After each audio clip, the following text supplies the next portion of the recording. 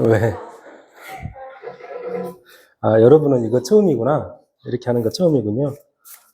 여러분 선배들은 무려 3년간 이런 짓을 했어요. 아무튼, 촬영도 할 거고. 혹시나 이제 그 수업 중에 이해가 잘 안 되는 것은 반복해서 시청하면서 이해를 하고 문제를 풀고 그렇게 가는 겁니다. 그리고 주위에 아는 사람들한테 두루두루 알려주시고, 좋아요, 구독, 알림 설정.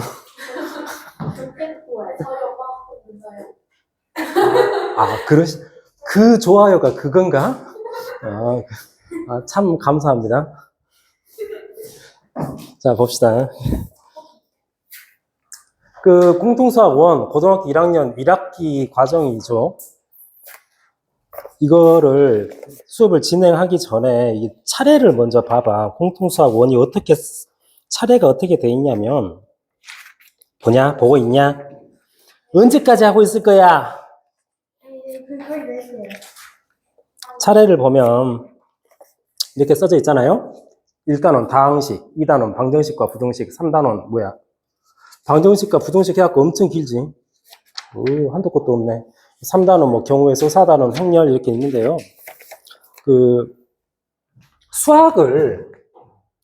수학이라는 학문에 큰 두 가지 줄기가 있어요. 줄기. 수학이라는 학문을 크게 두 줄기로 나누자면 하나를 대수라는 파트가 있고 대수학이라고 해. 또 하나를 해석학이라는 파트가 있어요. 해석학.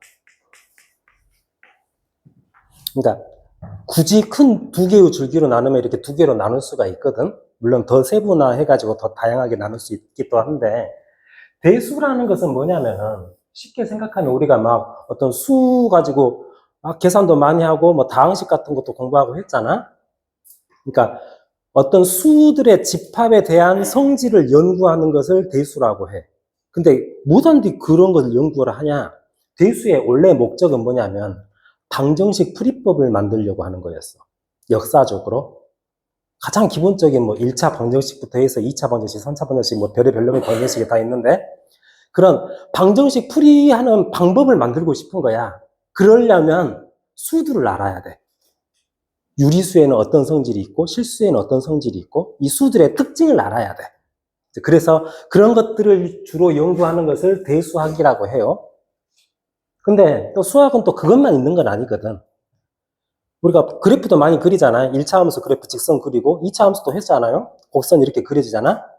2차 함수 그래프가 이렇게 그려지는데 진짜로 이렇게 그려지는지 누가 확인해 봤어? 여기 현미경으로 확대하면 진짜로 이렇게 그려져? 언제까지 확대할 수 있을 거야? 한도 끝도 없이 확대할 거야? 무한정 볼 수는 없는 거라고. 근데 이렇게 그려질 수밖에 없는 사실을 연구하고 싶은 거야. 한없이 파고 들어가거나 한없이 넓게 확장해서 생각하거나 이런 학문의 영역을 해석학이라고 해요. 그러니까 함수의 특징을 살펴보는 것. 쉽게 생각하면 일반적으로 함수 해석학이라고 해. 함수들을 따지는 것, 그런 것을 해석학이라고 하고 큰 두 가지 줄기가 이런 거야. 근데 고등학교 1학년 1학기 때는 우리가 방금 차례에서도 봤지만 첫 번째 다항식, 두 번째 방정식과 부등식 해가지고 2단원이 엄청 길어. 자, 1단원과 2단원이 뭐겠어? 어디에 들어가겠냐?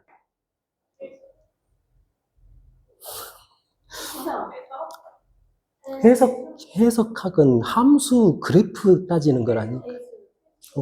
대수라고 했었어? 내가 해석이라고 들어가지고. 대수학 하는 거예요. 쉽게 생각하면 고등학교 1학년 1학기 때는 대수학을 공부하는 거야. 더 쉽게 이야기하자면은 방정식 풀이에 관련된 거 이야기하는 거야. 물론 뒤에 3단원, 4단원 조금 이야기가 달라집니다. 경우의 수하고 행렬 나오는데, 경우의 수는 이제 이산수학이라는 또 다른 파트가 있어요. 뭐 행렬도 선형대수라는 파트가 있는데, 선형대수도 대수잖아? 결국에는 이제 전체적으로 뭉뚱그리면은 대수에 관련된 이야기를 하는 거야.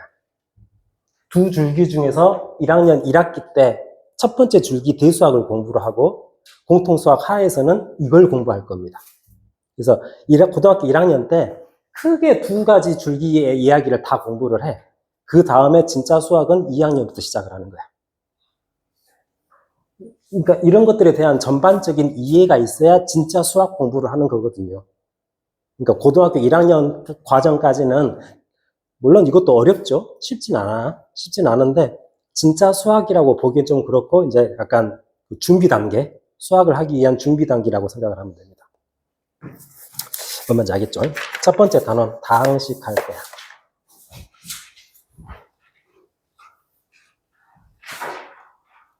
우리가 잘 알고 있는 거, 아니, 이제 좀 진리죠, 이런 거? 봐봐. 이것도 처음 봐? 이건 본 적 있죠? 다낭이라고 하는데, 다낭식이 있고, 다낭이라는 것이 있고, 다항식이라는 것이 있어. 다낭이 뭐야? 단자가 한자로는 이렇게 써요. 이게 무슨 단자게? 자, 일단, 헛단자야. 낮게, 한 개. 헛단자라고 해. 다낭식 할 때는 헛단자. 항이 한 개인 거야. 뭐가 한 개인 건데? 응? 도대체 뭐가 한 개의 항인 거야? 싹 다 곱하기로 강력하게 붙어 있는 것을 한 개의 항이라고 하는 거야.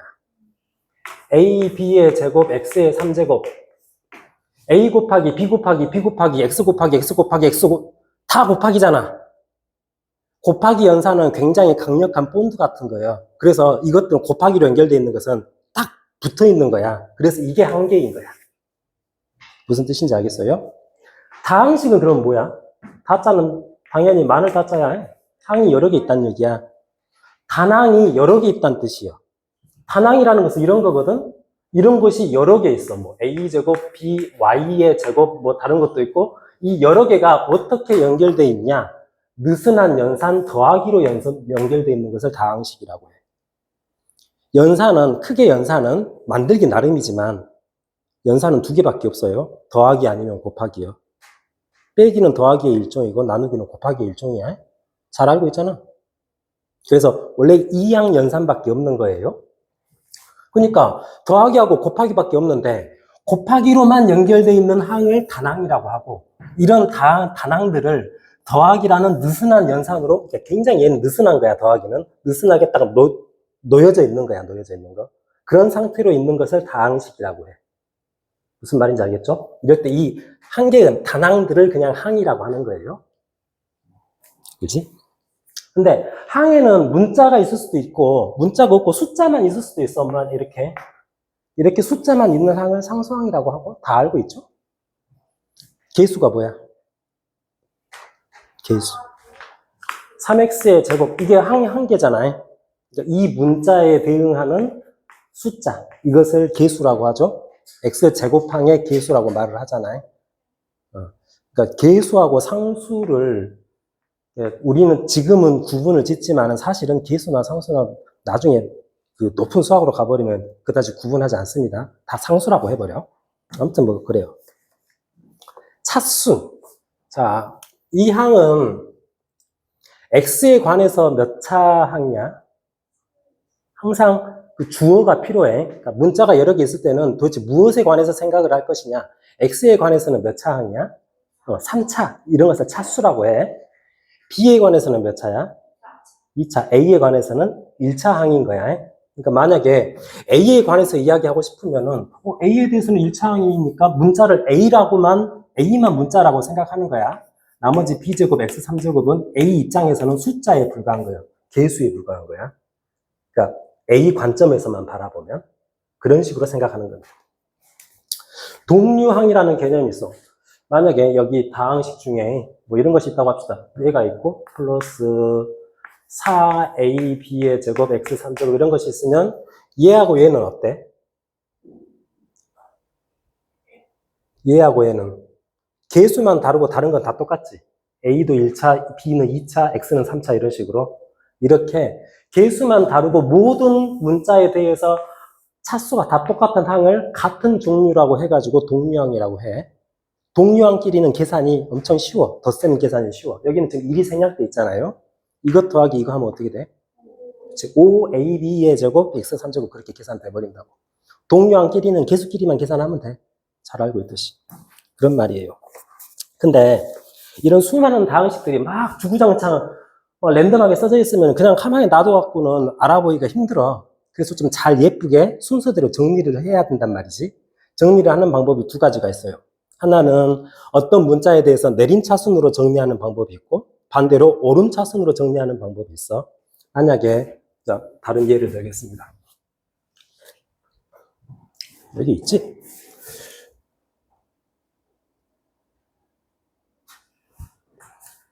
요걸로 그냥 해버릴까요? 이 다항식은 뭐 주구장창 뭐 엄청 엉망진창이잖아요?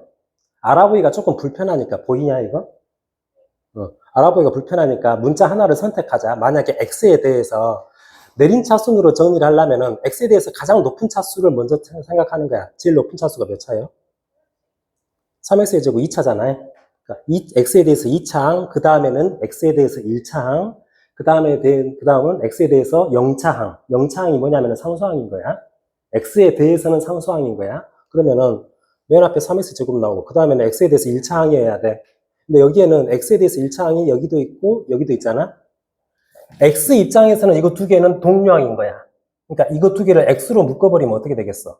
마이너스 y 플러스 4 이렇게 묶어준다고. 구조를 봐야 됩니다. 2차항 x에 대해서 1차항이야. 이거 자체가 2차항 x에 대해서 1차항. 나머지 뭐 문자 있거나 없거나 x 입장에서는 숫자에 불과한 거야. 저거 자체가 그냥 x 입장에서는 상수항인 거야. 무슨 말인지 알겠죠? 반대로 오름차순으로 정리하면 상수항부터 쓰는 거야. 이거는 x 입장에서는 상수야. 그 다음에 x에 대해서 1차항, 그 다음에 x에 대해서 2차항. 이렇게 정리를 차곡차곡 순서대로 정리를 해야 나중에 계산할 때 편하단 말이죠. 입장 바꿔갖고 y에 대해서 하면 이제 y에 대해서 2차항, y에 대해서 1차항 이렇게 되는 거죠. 뭔 말인지 알겠지? 구조를 볼 줄 알아야 돼. 그렇습니다. 다항식 덧셈 뺄셈 그 하기 전에 11쪽의 맨 하단에 이런 것이 있죠. 요거 다항식 덧셈에 대한 성질 해가지고 교환법칙이 있고 결합법칙이 있어. 이걸 모든 다항식은 덧셈에 대해서 교환법칙이 성립을 해. 결합법칙도 성립을 해. 결합법칙이 뭐예요?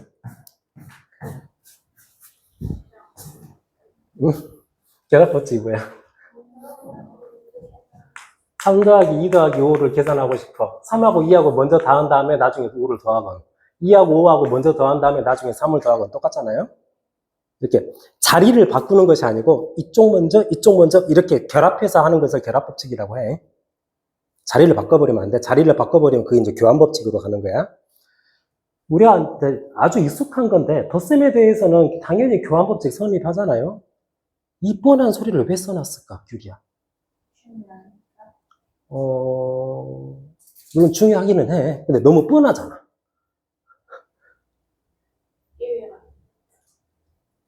그렇죠. 사실은 아닌 경우도 있거든. 아시냐? 아닌 경우도 있어서 써요. 그리고 실제로 이걸 뭐라고 하냐면 수학은 무엇으로 구성되어 있냐면 공리라는 것이 있어요. 한번 이야기한 것 같은데 이거? 한번 이야기했지. 영어로는 X형이라고 하고요. 공리라는 것은 뭐냐면 우리가 지구에서 살고 있는 인간으로서 우리 인간의 지적 능력으로서 도저히 너도 사람이고 나도 사람이지만은 이것만은 거짓이지 않을까라고 의심할 수 없는 자명한 사실들, 그런 것을 공리라고 합니다. 그러니까 솔직히 우리 이것은 거짓이라고 말 못하지 않겠냐? 뭐 이런 것들. 그런 것 중에 하나가 이런 교환법칙, 결합법칙 몇 가지 법칙들이 있죠. 뒤에 나오는 뭐 분배법칙도 있고 이런 것들을 공리라고 해. 그러니까 그냥 받아들이는 거야. 일단은 받아들여요. 그렇지만 어떤 연산에 대해서는 교환법칙이 성립하지 않는 케이스도 있습니다. 그건 또 그때 거기에 맞춰가지고 이해를 하면 되는 겁니다. 받아들이고 가는 거야. 다항식에서는 이게 항상 성립을 해. 그렇게 되게끔 만들어 놨어. 왜 그래? 이것이 보장이 돼 있어야 우리가 여러 가지 계산을 할 건데 그 계산들이 이 성질에 의해서 보장이 되는 거야. 그렇습니다. 덧셈 뺄셈 그냥 동류항끼리 해버리면 되는 거니까 넘어가겠습니다. 13쪽 봐봐. 13쪽으로 바로 가자. 조수가 한 명 있으면 좋겠다. 자, 이렇게 페이지 올려주고. 이거 너무 쉬운데.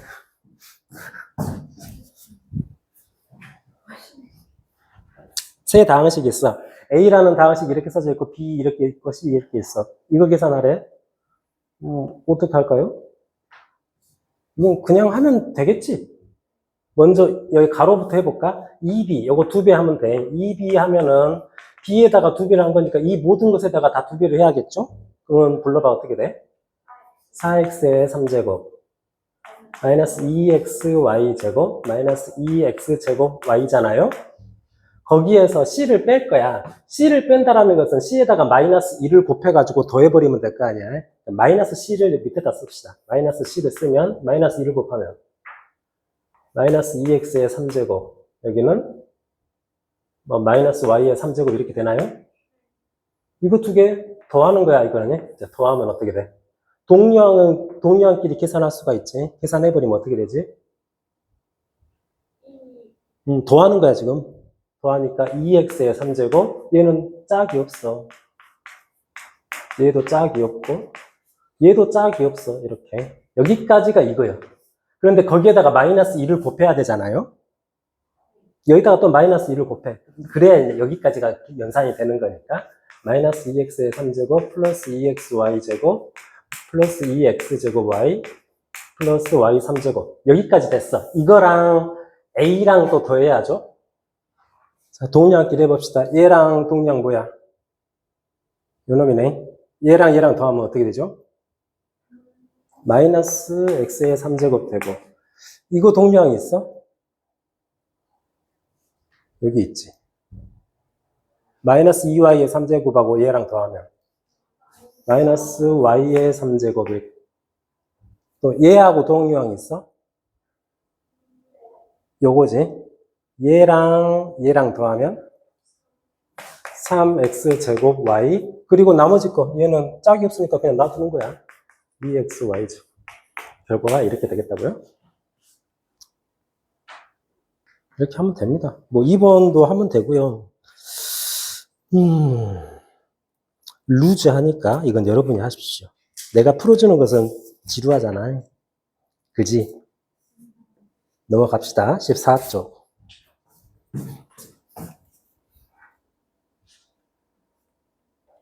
여러분 2학년 때 했던 거 나온다. 지수법칙. 지수법칙 다 알아? 지수법칙 다 알아? 규리야?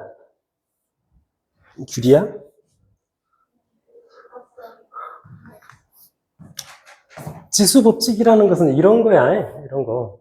이거 잘 할 수 있잖아요, 우리가. 되게 중요한 거니까 나온 거거든. 지수법칙 엄청 중요해. 이제 지수법칙에 확장해가지고 우리가 대수 공부할 때 또 공부를 합니다. 물론 우리가 중학교 때 배웠던 것은 뭐 이런 거 특히나 2번 같은 경우는 어떻게 계산해? 나눗셈 할 때는 a의 m제곱 나누기 a의 n제곱을 하면 어떻게 하면 되냐? 밑이 같을 때는 지수끼리 어쩌면 되죠? 빼면 되잖아요. 근데 뺄 때 m이 더 크면 근데 이게 자연수가 되게끔 m이 더 크면 그냥 빼면 되는데 m이 더 크다면은 m하고 n이 같아져 버리면 어떻게 되죠? 그냥 뺐다라고 생각을 하면 뭐가 될까? 0 돼버리지. 어떤 수의 0제곱은 1입니다. 실제로 그걸 나중에 배우게 돼. 곧 배우게 돼. 근데 반대로 m이 n보다 더 작아져 버리면 어떻게 될까? 반대로 n에서 m을 뺀 것 분의 1 하면 되나요? 그렇게 하면 되는데 n에서 m을 뺀 것 분의 1을 하면 되는데 실제로 m 빼기 n을 해버리면 뭐가 되겠어 그때는? 그렇지, 음수가 나와버리겠지. 마이너스 몇 제곱 될 거 아니야? 마이너스 몇 제곱 하면 그 마이너스가 이렇게 길어져 버리는 게 된다는 것을 나중에 또 배우게 될 겁니다. 결국에는 이것들을 다 나눠서 할 것이 아니고 그냥 이거 하나로 다 나중에 통일해서 계산해 버릴 거야. 이거 하나에서 해결이 다 돼버려. 곧 배웁니다. 곧. 아무튼 다항식 곱할 때 뭐 나머지 거 싹 읽어보면 알 것이고 a 더하기 b 곱하기 x 더하기 y 더하기 z가 있어. 이거 어떻게 해? 계산? 이거 전개 어떻게 해? 다항식 곱셈.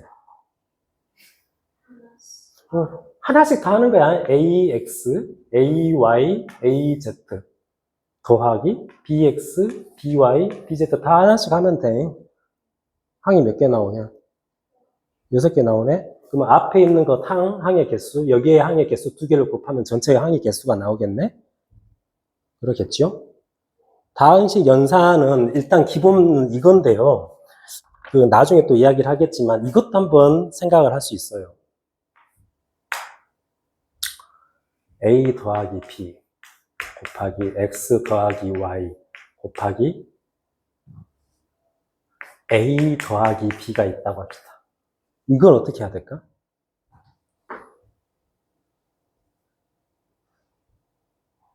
항이 몇 개 나올까? 6개 나올까? 8개 나올까? 큐리야. 너 7개라고 하면 안 돼. 자, 다항식은 이렇게 한 개씩 다 전개하면 되는데, 물론 이것도 이렇게 하면 돼요. 먼저 이거 2개 다 전개한 다음에 항이 4개가 나올 거 아니야? 그 4개에다가 2개씩 다 하면 항이 8개까지 나오겠지. 그러겠지. 그렇게 하면 되는데, 다항식을 이렇게 있는 것을 전개한다라는 것은 이런 의미도 있어요. 여기서 만들어지는 8개의 항은 어떻게 만들어지냐면, 첫 번째 괄호에서 A 또는 B가 선택이 돼. 그 경우가 몇 가지야? A가 선택될 수도 있고 B가 선택될 수도 있어. 두 번째 가로에서 X 또는 Y 둘 중에 하나가 뭔가가 선택이 돼. 세 번째 가로에서 라지 A 또는 라지 B 하나가 선택이 돼. 그래서 첫 번째 가로에서 A가 선택되고 두 번째에서 X가 선택되고 세 번째에서 라지 A가 선택돼가지고 그 선택된 것들끼리 곱한 것이 한 개를 만드는 거예요.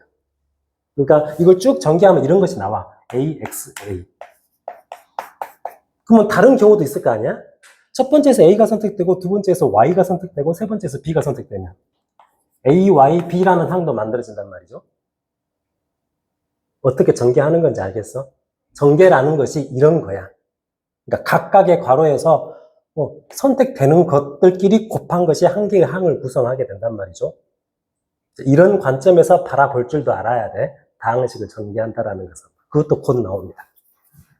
아무튼 그 밑에 보면 다항식을 전개할 때, 곱셈을 전개할 때 이제 또 공리가 또 몇 가지가 나와.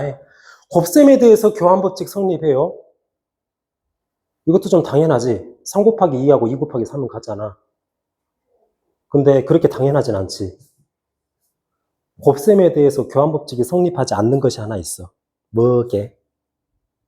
뒤에 나오는데. 이 사람들은 좀 대답할 수 있어야 되지 않나요?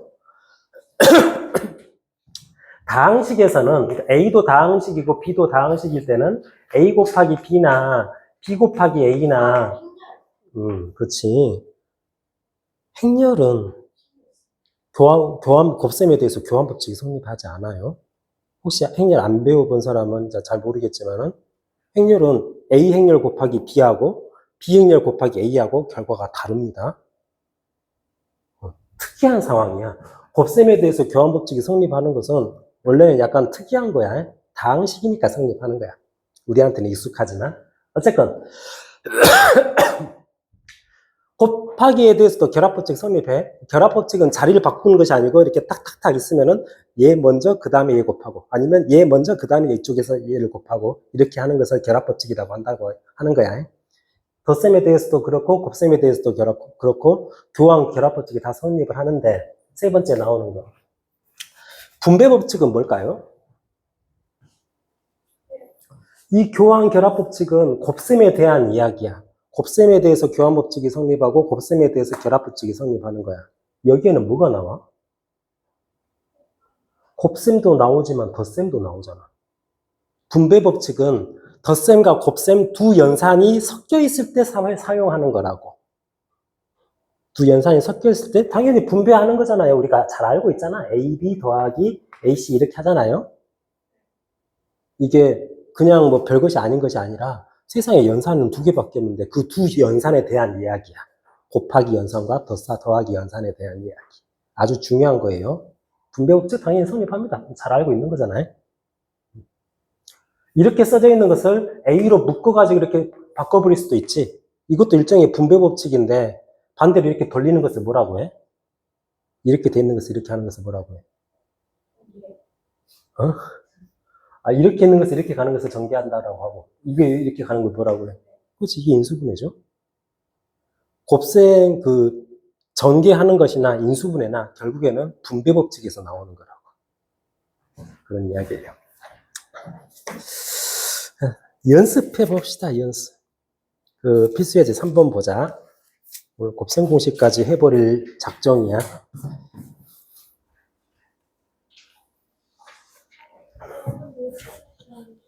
뭐라고요? 안 돼요. 그 1학기 때하고 다른 시간표대로 갈 겁니다.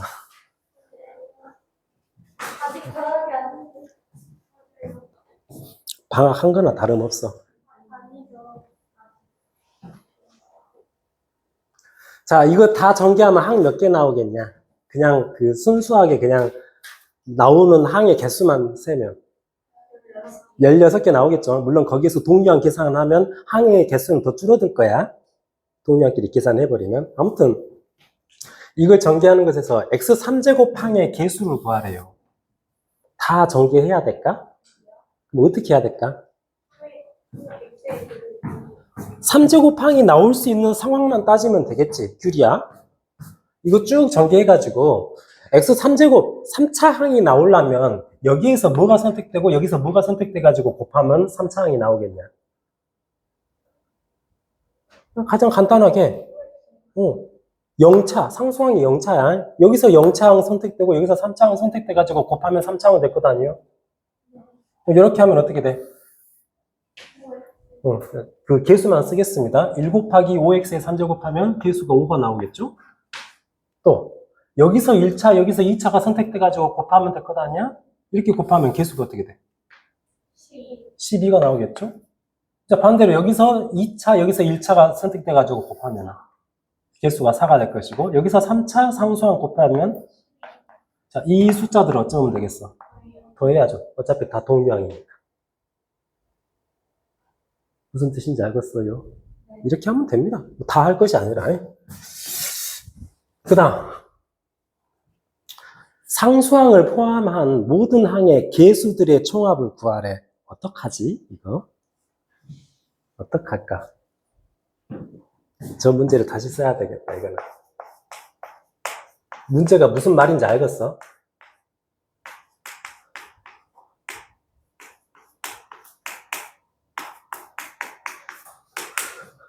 이걸 쭉 전개해가지고, 전개하면 x에 대해서 몇 차항이 막 만들어질 거 아니야? 거기에 등장하는 모든 개수들을 싹 다 더하라, 이 말이야.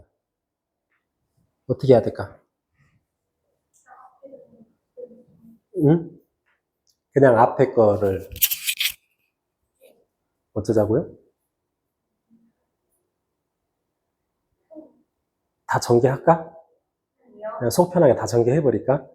그럼 어떻게 하면 되겠어? 모든 항의 개수들을 다 더하래. 상수항까지도. 상수항은 그 자체가 개수니까. 상상의 나래를 펼쳐봅시다. 이거 곱하면 최고차항이 몇 차가 나오겠어? 5차 나오겠지. 이렇게 곱하면이. 뭐 5차 정도는 계산할 수 있으니까요. 10x에 5제곱 나올 거 아니야. 그 다음에 모르긴 몰라도 4차 항도 나오겠죠? 모르긴 몰라도 3차 항도 나오겠죠? 2차 항도 나올 거야. 1차 항은 뭐라고 할까? 별. 상수항은